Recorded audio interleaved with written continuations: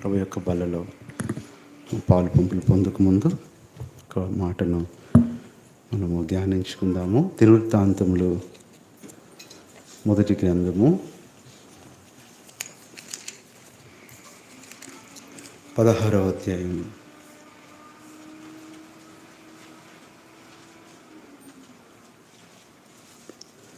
23వ వచనము. First Chronicles 16th chapter verse 23. అందరం చదువుదాం. సర్వభూజనులారా, యెహోవాను సన్నిధించుడి, అనుదినము ఆయన రక్షణను ప్రార్థన చేస్తున్నాం.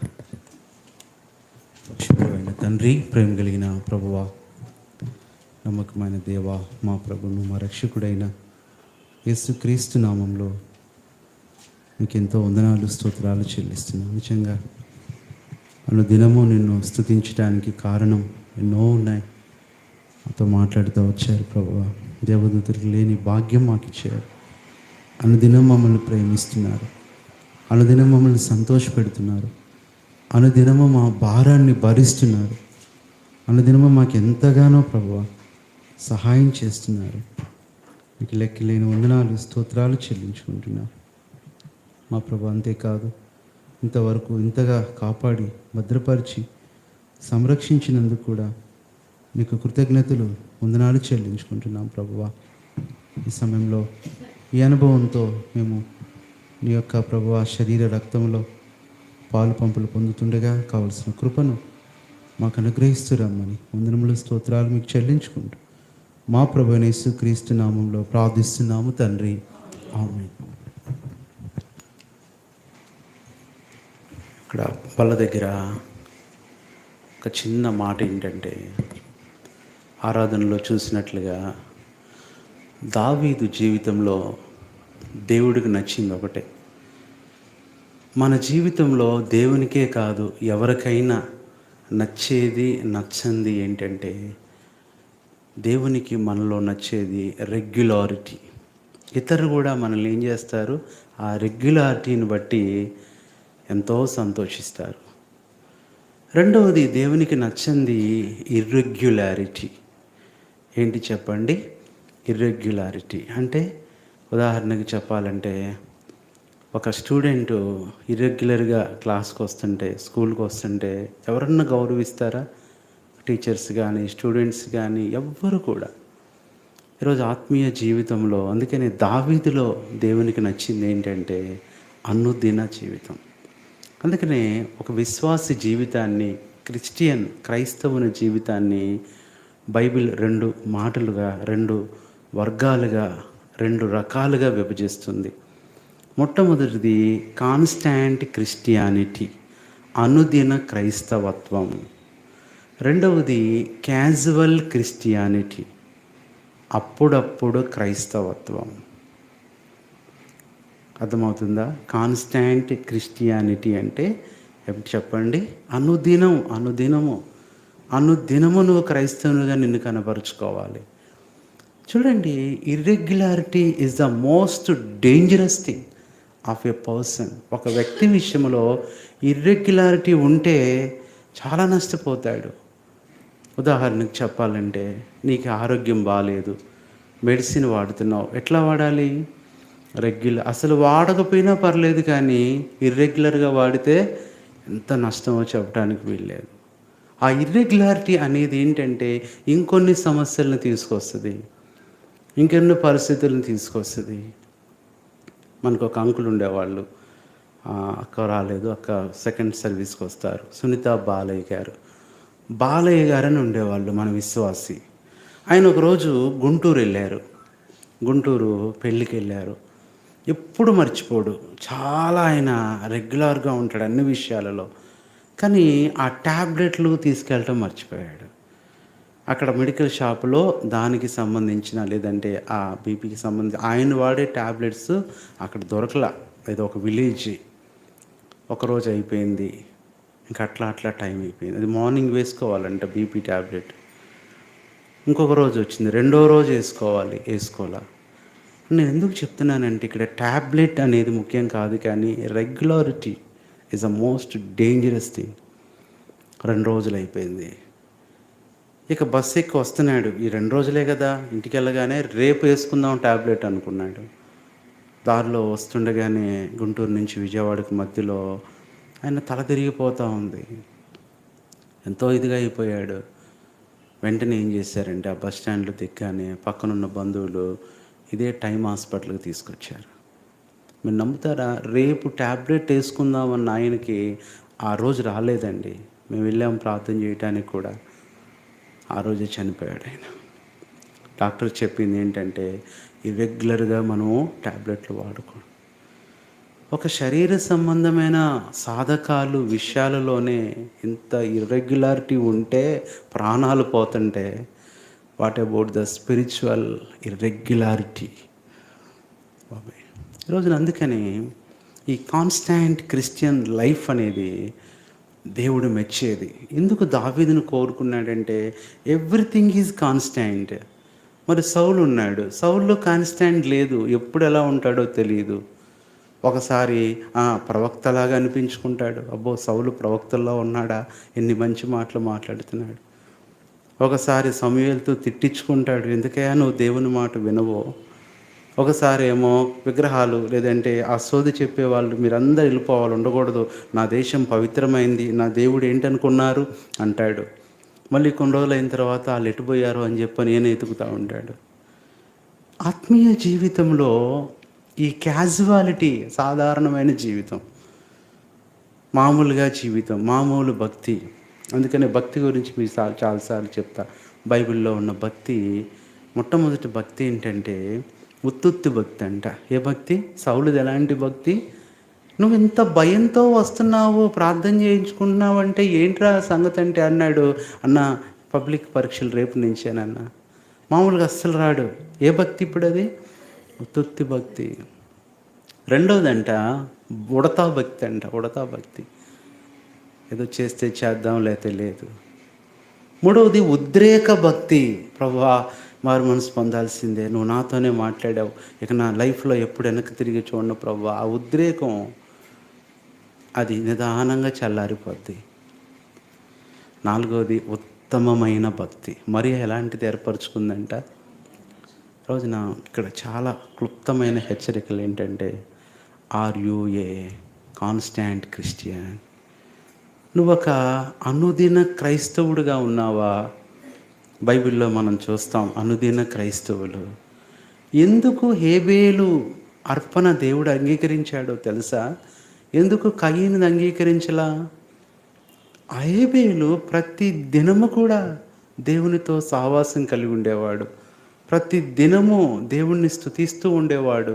కాబట్టి దేవుడు రాగానే ఆ హేబేలు అర్పణ ఏం చేశాడు? అంగీకరించాడు. కయీను అలా కాదు.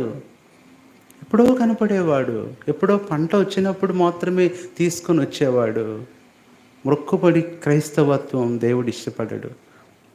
అంతేకాదండి, అనుదిన అనుభవం లేకపోతే దేవుడే కాదు సైతాను కూడా మనల్ని గుర్తుపట్టడు.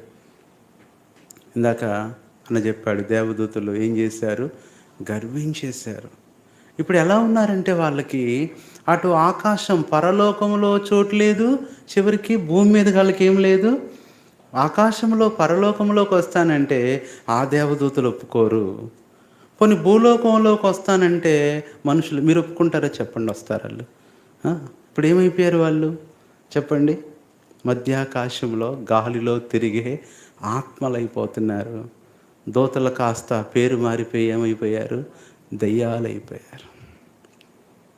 పరలోకంలో ఒప్పుకుంటారా? దూతలు ఒప్పుకుంటారా? ఒప్పుకోరు. కాబట్టి అట్లా వెళ్ళడానికి వీలు లేదు. కానీ భూలోకంలో మనుషులు మీరు ఒప్పుకుంటారంటే చెప్పండి, వస్తారు, మీ ఇంటికి వస్తారు. ఎవరో ఒప్పుకోరు. అలాగే ఆత్మీయ జీవితంలో ఈ క్యాజువల్ క్రిస్టియానిటీ, ఏదో భక్తి చేద్దాం, ఏదో ప్రార్థన చేద్దాం, ఇలారా ఇప్పుడు తెలియదు కానీ ఒక దినం వస్తుంది. అందుకనే ఈ ఇర్రెగ్యులర్ క్యాజువల్ క్రిస్టియన్ లైఫ్ని దేవుడు ఒప్పుకోడు. చూడండి, వాళ్ళు అట్లాగే ఇర్రెగ్యులర్గా ఉండి అప్పుడప్పుడు దేవుని సన్నిధికి వస్తూ, అప్పుడప్పుడు అద్భుతాలు చేస్తూ, అప్పుడప్పుడు దేవుణ్ణి సంతోషపెడుతూ, మిగతా టైంలో వాళ్ళ ఇష్టానుసారంగా జీవించిన వాళ్ళు పరలోకం వెళ్ళగానే ప్రభు ఏమన్నాడో తెలుసా? The people you are, I don't know, మీరెవరో నాకు చదవండి. మత్తయి సువార్త 7వ అధ్యాయం. ఇక్కడ చాలామంది చూడండి, ఈరోజు నేను చాలా క్లుప్తంగా ఇక్కడ సమయము ఒక 10 మినిట్సే, జాగ్రత్తగా హెచ్చరికలు పరీక్షించుకోవాలి. మాథ్యూ 7th చాప్టర్ వర్స్ 22 చదవండి. మత్తయి సువార్త 7:22.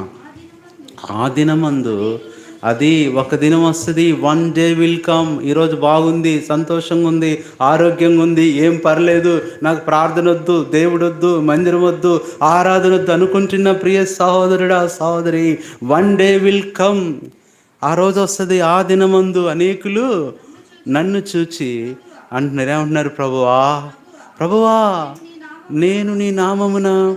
ఎందుకు అంటున్నారంటే వాళ్ళని రానివ్వట్లా, వాళ్ళని ఏం చేయట్లేదు, గుర్తుపట్టట్లా, ఆ మిషన్ మ్యాచ్ అవ్వట్లేదు, ఆ డోర్ ఓపెన్ అవ్వట్లేదు.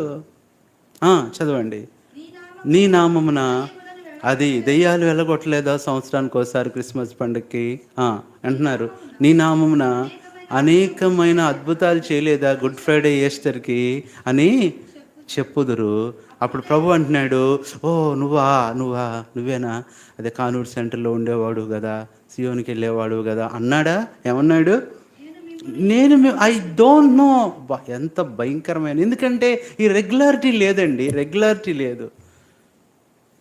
అంతే విశ్వాస జీవితంలో అంతే. నువ్వు ఎప్పుడన్నా మీ బంధువులు ఉన్నారు, ఎప్పుడో నువ్వు 5 సంవత్సరాలకు 6 సంవత్సరాలకి అలా కనపడ్డావు అనుకో, గుర్తుపడతారా?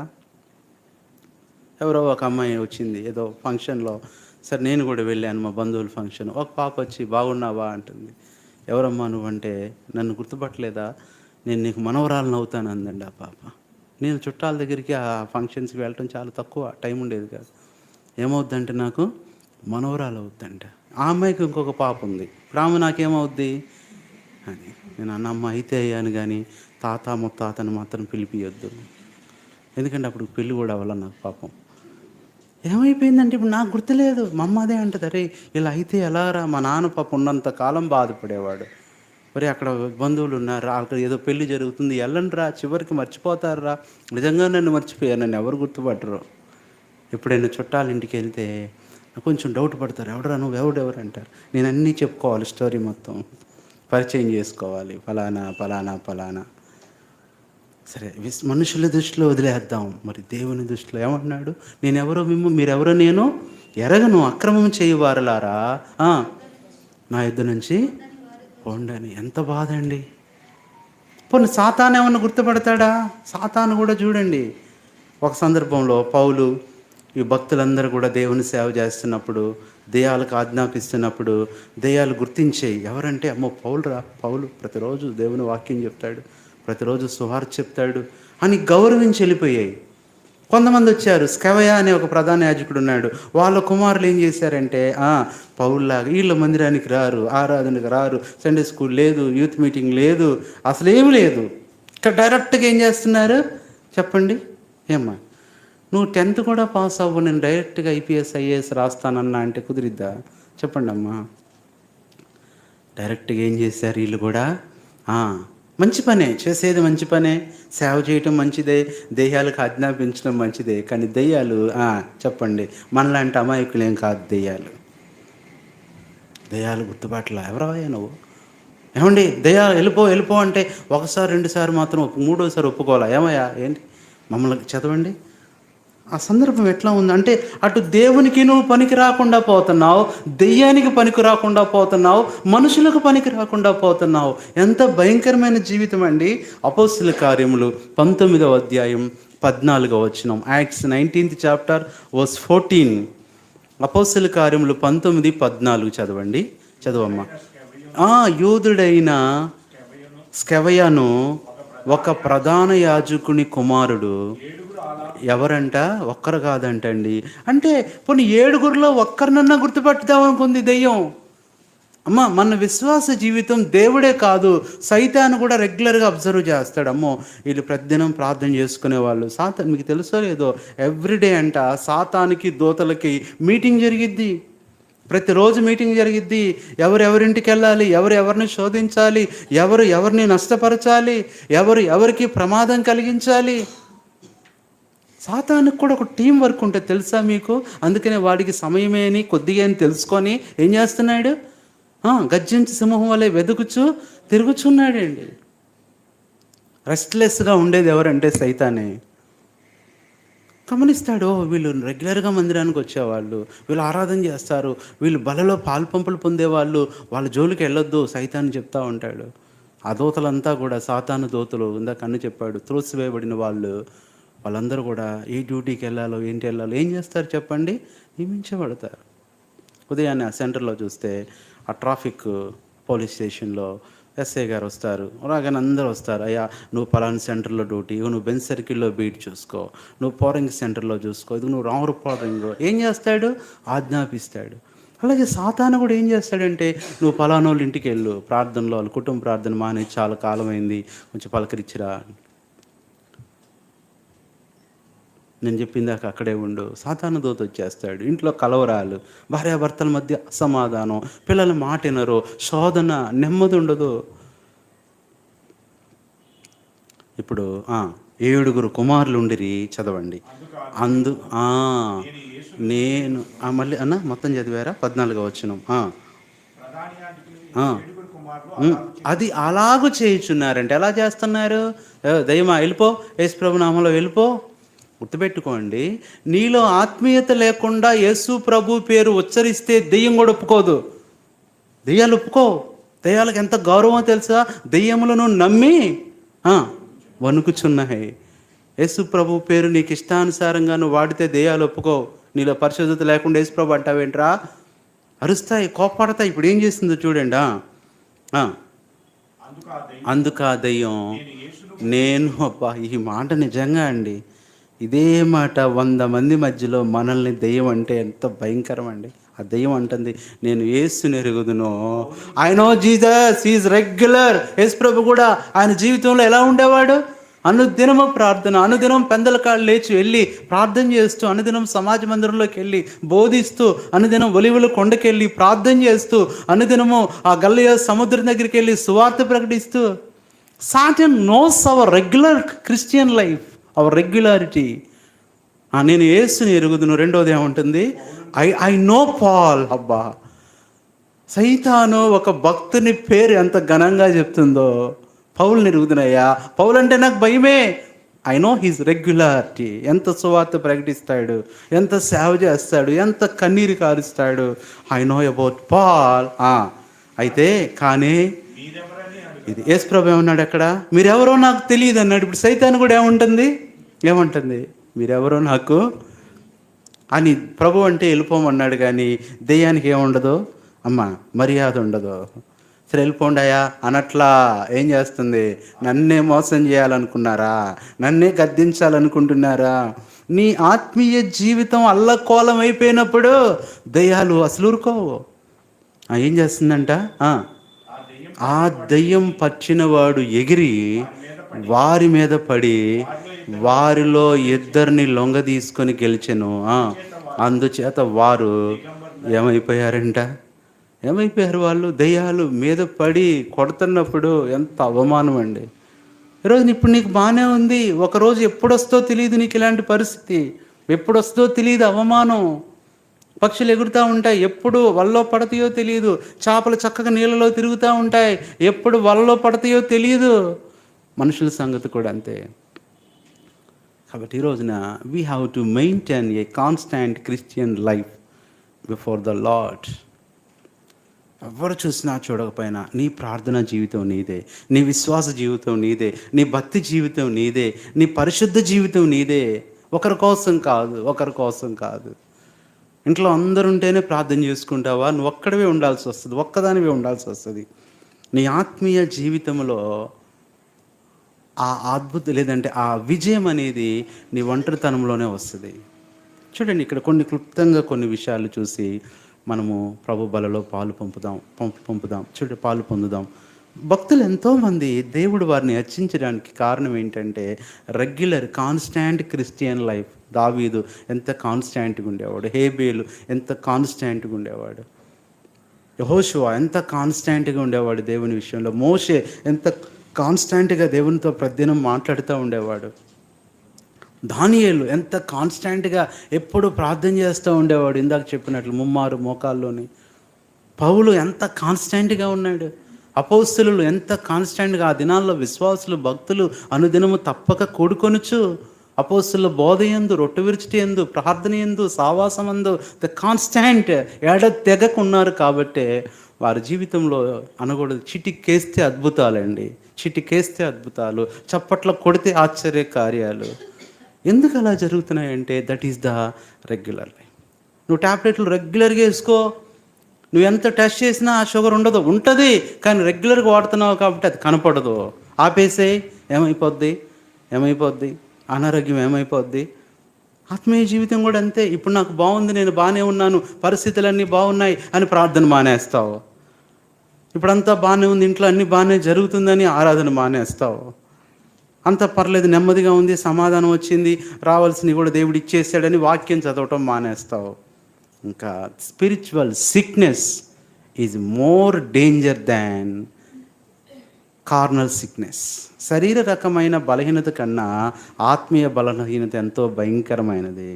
అర్థమవుతుందమ్మా? మీకు అర్థమవుతుందా? We have to maintain a constant Christian life. ప్రతి దినము చదివితే ఏమవుతాడు ఆ పిల్లోడు? ప్రతిదినం పరీక్ష రాస్తాడు, ప్రతిదినం చదువుతున్నాడు, ప్రతిదినం రెగ్యులర్ కాలేజీకి వస్తున్నాడు. ఏమవుతాడు చెప్పండి? ఏమవుతాడు? కాలేజీ స్టూడెంట్ గుండా నిన్నే దేవుడు ఏం తీసుకేస్తాడు? అదే కాలేజీలో లెక్చరర్గా చేస్తాడు. అందు కూడా నమ్మకంగా నువ్వు రెగ్యులర్గా ఉంటే అదే కాలేజీలో ప్రిన్సిపల్గా చేస్తాడు. ఆ రెగ్యులారిటీ అనేది దేవుడు చూస్తాడండి. రోజున క్లుప్తంగా కొన్ని విషయాలు హెచ్చరికలు ఇవన్నీ, అందుకనే నేను ఎక్కువ వివరించట్లేదు. కానీ అనుదిన జీవితంలో ద కాన్స్టాంట్ క్రిస్టియన్ లైఫ్ ఈ 7 parts. మొట్టమొదట వివరించిన కానీ చదవండి. దానియేలు జీవితం మనం చూస్తే the book of Daniel 6th chapter verse 10. దానియేలు 6:10. దానియేలు జీవితంలో ఉన్న అంటే బైబిల్లో ఎంతోమంది భక్తులు ఉన్నారు, ఇప్పుడు సమయం లేదు, కానీ తన యొక్క రెగ్యులర్ క్రిస్టియన్ లైఫ్ ఎలా మెయింటైన్ చేశాడో చూడండి. 6:10. ఇట్టి శాసనము అది సంతకము చేయబడినని ఈవెన్ దో హీ నోస్, తెలుసుకుని నన్ను అతడు తన ఇంటికి వెళ్ళి యథాప్రకారము అనుదినం. ఈ మాట ఎంత బాగుందండి. ఈరోజు వర్తమానం ఏంటంటే అనుదినం, రెగ్యులారిటీ, కాన్స్టాంటీ.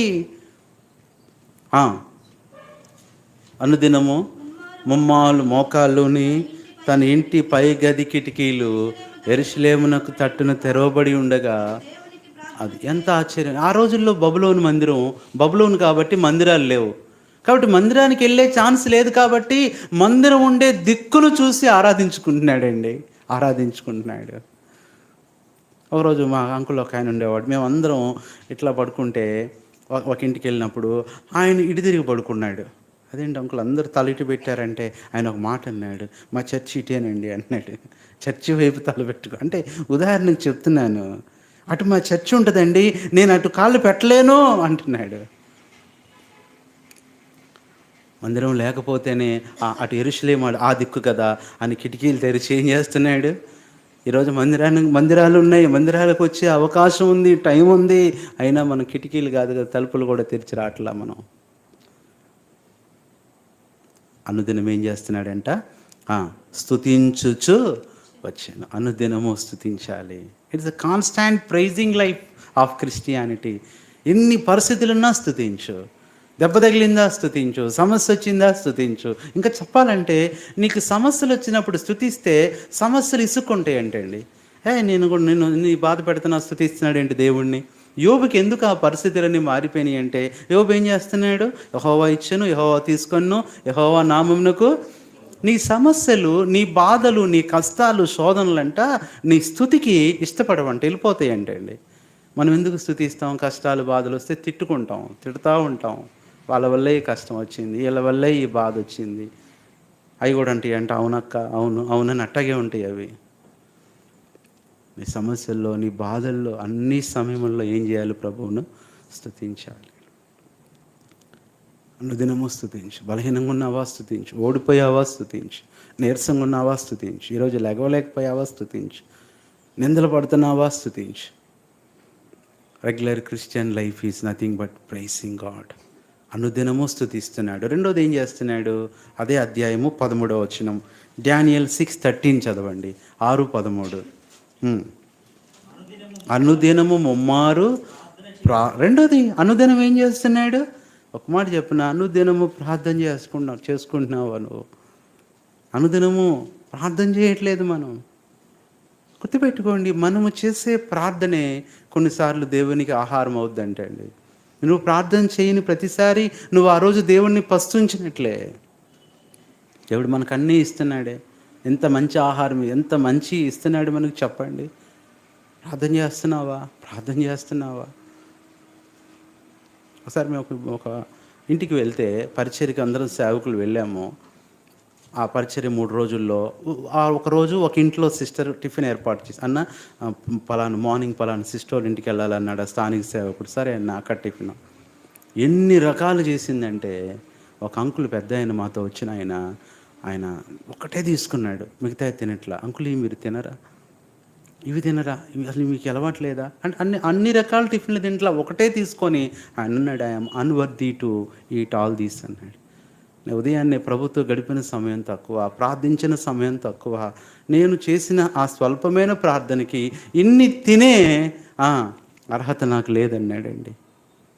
ఎంత గొప్ప ఆత్మీయ జీవితం అండి. అనుదినము ప్రార్థన, నువ్వు చేసే ప్రార్థన బట్టే ఆ రోజు దేవుడు నీకు అన్నీ ఇస్తాడు. మార్నింగ్ నువ్వు చేసే ప్రార్థన ఎంత విధంగా దేవునితో హత్తుకొని ఉంటుందో ఆ రోజంతా అలా ఉంటుంది. అందుకని అన్నారు, ప్రేయర్ మోర్ ప్రాబ్లమ్స్ లెస్. ప్రార్థన ఎక్కువైతే ప్రాబ్లమ్స్ తగ్గిపోతాయి, ప్రార్థన తక్కువైతే ప్రాబ్లమ్స్ ఎక్కువైపోతాయి. ఈ సెలవు దినాల్లో పిల్లలు యవనస్తులు ఎక్కువ ప్రార్థనలు గడపండి. ఈ అకాడమిక్ ఇయర్లో నేను చెప్తున్నాను, మీ స్టడీస్లో మీకు తిరిగి ఉండదు. ప్రతి సబ్జెక్ట్లో దేవుడు సాయం చేస్తాడు. ఏదన్నా కష్టం వచ్చిందా ప్రభువా, సెలవుల్లో ఎంత ప్రార్థన చేసుకున్నానుగా ప్రభువా, సెలవుల్లో మందిరంలో గడిపానుగా ప్రభు, ఒక్కసారి గుర్తు చేసుకో ప్రభువా అని హిచ్కి అలా అడగొచ్చు. ఎలా నడుచుకున్నానో చూడు ప్రభు. రెండోది ఏంటంటే కాన్స్టాంట్ ప్రేయర్ఫుల్ లైఫ్. మూడోది మనం చూస్తే చూడండి, దానియేలు గ్రంథం 6:16. మూడోది ఎలా ఉంటున్నాడో చూడండి, దానియేలు 6:16. నీవు అనుదినము తప్పక. మూడోది అనుదినం ఏం చేయాలంట? Is a regular and constant serving the lord. అనుదినము సేవిస్తున్నాడు. అనుదినం సేవించడం అంటే ఏంటి? దేవుని సేవ అంటే ఏంటి? ఇతరులకు ఒక మాట చెప్పటం, దేవుని గురించి ఒక కరపత్రం ఇవ్వటం, ఒక్కరినన్నా మందిరానికి నడిపించటం, ప్రభు గురించి ఒక్క మాట పరిచయం చేయటం, అదే సేవ. ప్రభువుని సంతోష పెట్టడమే సేవ. ప్రభువుకి ఇష్టానుసారంగా జీవించటమే సేవ. సేవ అంటే నీ ఉద్యోగం మానేసి నువ్వు రిజైన్ చేసి వచ్చి చేస్తేనే సేవ కాదు, నీ వంతులో నీకు కూడా సేవ చేసే అవకాశం దేవుడిచ్చాడు. అనుదినం ఏంటంటే అనుభవము, సేవించే అనుభవం. ఇది మూడవది. నాలుగవది మనం చూస్తే సామెతలు 8:30, Proverbs 8:30. It is a very short time. We have to conclude in this message before we partake the last table. 8:30. అనుదినము ఏం చేయాలంట? సంతోషించు. కన్నీళ్ళు వస్తాయి అమ్మా, నిందలు వస్తాయి, బాధలు వస్తాయి, ఇబ్బందులు వస్తాయి, సంతోషించు. సంతోషింతూ ఎల్లప్పుడూ కష్ట దుఃఖ బాధలను పాడుతాం. అనుదినము సంతోషించాలండి. క్రిస్టియన్ సింబల్ ఈ స్మైల్ అన్నారు. ఒక క్రిస్టియన్ యొక్క సింబల్ ఏంటి? స్మైల్. అంతే, స్మైల్. అవి అంటే ఉంటాయి చూడు, ఆ వాట్సాప్లో ఉంటాయి. ఏంటి అవి? ఏమంటారు వాటిని? బొమ్మలు ఉంటాయి. ఏమంటారు వాటిని? రామోజియా? ఏంటిది? ఎమోజియా? అట్లా ఉంటాయి చూసారా? అన్నిట్లో ఎవరు క్రిస్టియన్ అంటే ఆ నవ్వు ముఖంతో ఉంటుంది చూడండి, అది క్రిస్టియన్. మిగతాయి ఉంటాయి చూడండి, ఎవరు చెప్పండి? భయంకరంగా ఉంటాయి. ఆ ఒక్క చిన్నదే ఎంత మెసేజ్ ఇస్తో తెలుసా? ఎంత మెసేజ్ ఇస్తో చెప్పడానికి వీల్లేదు. ఇప్పుడు అందరూ కూడా దాంతోనే తిట్టుకుంటున్నారు, భార్యాభర్తలు కూడా మెసేజ్లు కానీ అది దాంతోనే. ఆయన కోపం వస్తే ఆ ఎర్రది పంపిస్తాడు, ఎర్రముఖం. ఆమె కోపం వస్తే 2 పంపించిద్ది. అరుస్తున్నట్టు, కేకలు పెడుతున్నట్టు, ఇంకేం చెప్పవసరం లేదనమాట. మెసేజ్ పంపించిందండి, ఆ చిన్న బొమ్మ పంపిస్తే చాలు. ఏంటంటే ఆయనకు అర్థమైపోద్ది, ఓహో ఈరోజు తలకాయ నొప్పి ఏమో వంట చేయదంట, హోటల్లో తినాలని. అరే ఎంత మీనింగ్ ఉంది, ఆయనకు అర్థమైంది దానికి. ఎందుకంటే ఆ బొమ్మలో అంత ఇది ఉంది. Smile. Christian symbol is smile. ఎప్పుడు నవ్వుతా ఉండు. కష్టాలు వచ్చినా, నిందలు వచ్చినా, బాధలు వచ్చినా దేవుడు బాధపడతాడు. నిన్ని కష్టాలు పెట్టినా ఈ అమ్మాయి నవ్వుతుందే, ఇతను నవ్వుతున్నాడే, అయ్యో అనవసరం వీళ్ళకి కష్టాలు వద్దు, తీసేస్తాడు ఆయన. ఇదన్నవది 4. 5వది మనం చూస్తే చదవండి దయచేసి. అపోస్తుల కార్యముల గ్రంథం 6వ అధ్యాయం 1వ వచనం. యాక్ట్స్ 6:1. యాక్ట్స్ 6:1 చదవండి. 6:1. ఆ దినములలో శిష్యుల సంఖ్య విస్తరించుచున్నప్పుడు అనుదినం ఏంటంట, ఎన్నోది ఇది అమ్మా? 5. అనుదినం ఏంటంట, పరిచర్య. మీరు నెంబరు గుర్తుపెట్టుకొని చెప్పండి, ఒకసారి నేను మర్చిపోతా. అర్థమైందా? ఎందుకంటే లెక్కల్లో నేను అప్పుడు వీకే, ఇప్పుడు వీకే. అనుదినము పరిచర్య. పరిచర్య ఏంటి? పరిచర్య అంటే అనుదినం నువ్వు ఇంట్లో ఉండి నీ పరిచర్య చేసుకోవచ్చు, నీ ఉద్యోగంలో నువ్వు పరిచర్య చేసుకోవచ్చు, నీ ప్రయాణం చేస్తూ కూడా నీ పరిచర్య నువ్వు చేసుకోవచ్చు. దేవుని పరిచర్య అంటే ఇందాక చెప్పాను కదా, అదే అనేకులకు దేవుని గురించి చెప్పటం, దేవుని విషయాలు, నీ సాక్ష్యం చెప్పంతే. ప్రభు నన్ను రక్షించాడయ్యా, ఒకప్పుడు నేను ఇలా ఉండేవాడిని, ఇప్పుడు నా జీవితం ఇట్లా మార్చాడు. అనుదిన పరిచర్య. ఇది ఎన్నోది? 5. 6వది మనం చూస్తే అపోస్తుల కార్యముల గ్రంథం 17:11. The constant Christian life. వీరు తెస్సలోనికలో ఉన్న వారికంటే గనులై ఉండిరి గనుక చెప్పిన సంగతులు లేవో అని. ఎప్పుడంట? డైలీ, ఎవ్రీడే, కాన్స్టాంట్లీ, రెగ్యులర్లీ, అనుదినం, ప్రతి దినం ఏం చేస్తున్నారంటే దేవుని వాక్యాన్ని. దేవుని వాక్యము అమ్మా ఏ రోజైతే చదవటం ఆపేస్తామో ఆ రోజు మనకు సమస్యలు స్టార్ట్ అయిపోతాయి. గుర్తుపెట్టు, వాక్యం చదవకుండా గడప బయట అడుగు పెట్టొద్దు. వాక్యము ప్రార్థన లేకుండా నువ్వు బయటకు వచ్చావంటే 2 రెక్కలు లేని పక్షిలాగా ఉంటావు. ఇంక నువ్వు నడవటం పరిగెత్తటమే కానీ ఎగరలేవు. నడవటము పరిగెత్తటము సరిపోదు ఈ దినాల్లో. ఎగరాలి. వారు పక్షిరాజు వలె పైకి ఎగురుదురు. ప్రార్థన ఒక రెక్క అయితే దేవుని వాక్యం కూడా మనకు ఒక రెక్క. ఈ 2 రెక్కలు లేకుండా మనం పిల్లల్ని స్కూల్కి, కాలేజీకి పంపించొద్దు. రెక్కలిచ్చి పంపించాలి వాళ్ళకి. ఏంటా రెక్క? మీరు ప్రార్థన చేశారో లేదో చూసుకో, లేదా నీ ముందు చేయించు. వాక్యం చదివారో లేదో నీ ముందు చదివించు. పిల్లలకి ఇలా అలవాటు చేస్తే దుష్టుడు వాళ్ళని ముట్టలేడు. అలాంటివి వచ్చినా తప్పించుకొని ఎగిరిపోగలరు వాళ్ళు. ఇదేంటంట? కాన్స్టాంట్ ఏంటి? అనుదినం ఏం చేస్తున్నారంట? అమ్మా దేవుని వాక్యాన్ని ఇది 6వది. 7వది చివరి చూస్తే మనందరికీ తెలుసు. అపోస్తుల కార్యములు 9వ అధ్యాయం 23వ వచనం. యాక్ట్స్ 9:23. 9:23 చదవండి. ఉమ్.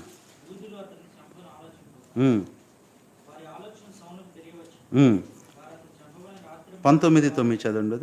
19:9. 19:9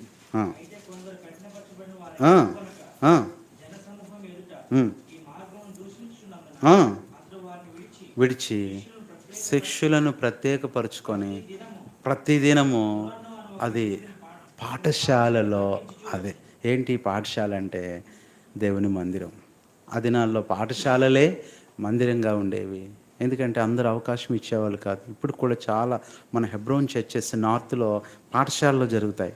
స్కూల్లో నడిపిస్తూ ఉంటారు కొన్ని ఊర్లలో. అనుదినము పాఠశాల అనుభవం ఏంటంటే దేవుని మందిరానికి రెగ్యులర్గా కూడా దేవుడే చూసుకుంటాడు. అందుకనే నియామక కూడికలండి, ఆరాధన, బైబిల్ స్టడీ, సంఘ ప్రార్థన, ఫాస్టింగ్, ప్రేయర్, వీటిలో నువ్వు నమ్మకంగా ఉంటే గుర్తుపెట్టుకోండి, నీ బ్యాలెన్స్డ్ క్రిస్టియన్ లైఫ్ని సాతాను డ్యామేజ్ చేయలేడు. కాబట్టి అనుదినము పాఠశాలలో అంటే వాళ్ళు కూడుకుంటున్నారు. అనుదినము తప్పక, అదే మాట అపోస్తుల కార్యములు 2:42. చివరిగా ఇది 7వది 2:42 చదవండి. వీరు అపోస్తుల బోధ యందును, సహవాసమందును, రొట్టె విరిచిటి యందును ఎడతెగక అనుదినం ఏం చేస్తున్నారంటే వాళ్ళు. ఈరోజున ఈ రెగ్యులారిటీ, స్పిరిచువల్ రెగ్యులారిటీని మిస్ అవ్వద్దు. ఏదైనా అవిధేయత ఉందా, క్షమాపణ కోరుకో. బల్లకు దూరం అయిపోయావా, ఒప్పుకో. ప్రభా నన్ను క్షమించు. బలలో యోగ్యంగా పాల్పొందు. మరలా ప్రభుదినం వచ్చేంత వరకు నీ ఆత్మీయ జీవితాన్ని కాపాడుకుంటూ మరలా ప్రభు బల్లకు నువ్వు సిద్ధపడు. దేవుడే చూసుకుంటాడు. అందుకని ప్రభు బల్లే మన జీవితానికి ఒక కేంద్రం. నీకు ఏది రావాలన్నా బల్ల దించే. ప్రభు బల్ల నిన్ను దీవించాలన్నా, ఆశీర్వదించాలన్నా, నీకు విజయం ఇవ్వాలన్నా, ఆరోగ్యం ఇవ్వాలన్నా, నెమ్మది ఇవ్వాలన్నా, only through the last table. ప్రభు బల్లకున్న శక్తి ఎంతో గొప్పది. ఎవరైనా ఈ అనుభవం లేకపోతే ప్రభు నిరుగు. ఎంతకాలం అనుదినం అన్యుడిగా ఉంటావు, అనుదినం అవిశ్వాసిగా ఉంటావు, అనుదినం దేవునికి దూరంగా ఉంటావు, అనుదినము నెమ్మది లేకుండా ఉంటావు. కాబట్టి ఈరోజు వర్తమానం అదే. 16 అనుదినం ఆయన రక్షణ వార్తను ప్రకటించండి. అనుభవంతో ఉందాం. ఇప్పుడు మనం చూస్తూ వచ్చాము constant Christianity and casual Christianity వద్దు మనకి. కాన్స్టాంట్గా ప్రభు కొరకే జీవిద్దాం. ప్రభు చూసుకుంటాడు. ప్రభు నీకు తోడుగుంటాడు. దావీదుని అంత గొప్ప చేసిన దేవుడు, దానియేలుని సింహబోన్లోంచి విడిపించిన ఆ కాన్స్టాంట్ లైఫే నీ కష్టాల్లో నీకు తోడుగా ఉంటుంది. ప్రార్థన చేసుకుందాం. పరీక్ష చేసుకొని ప్రభు బలలో పాలు పొందుదాం.